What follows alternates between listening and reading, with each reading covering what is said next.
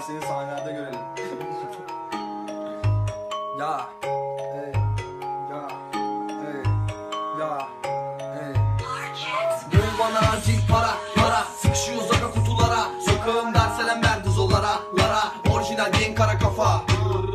Ya, hepiniz deliyim, ego doposuyum, bunu nasıl demeliyim? En iyisi bile bizim yerimizde değil. Ara sıra dolanıyoruz cebimizde fiş. Hayırlı iş, yolunda her şey. Ya da sensei, kolumda Rolex, boss. Kesiyorsunuz hep, bize bir de dost. Gerekiyor rap, her yerimiz yara bere, kollarımız dövme.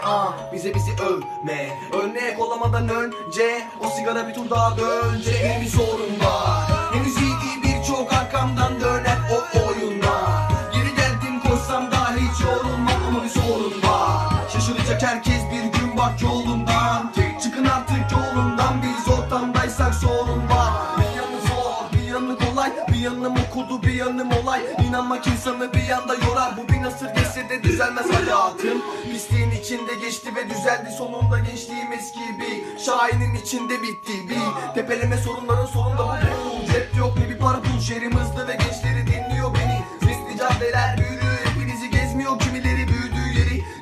İstersen pencereden, peki sence neden bizi sevmiyorlar Jay? Bence bu denli rap yapmamalıyız çünkü en tepedeyiz, bizi izleyemez. Bir sorun var, henüz iyi değil, birçok arkamdan dönen o oyuna. Geri geldim koşsam daha hiç yorulmam ama bir sorun var. Şaşıracak herkes bir gün bak yolundan. Çıkın artık yolundan, biz ortamdaysak sorun var. Bir sorun var, henüz iyi değil, birçok arkamdan dönen o oyuna. Geri geldim koşsam daha hiç yorulmam ama bir sorun var. Şaşıracak herkes bir gün bak yolundan. Çıkın artık yolundan, biz ortamdaysak sorun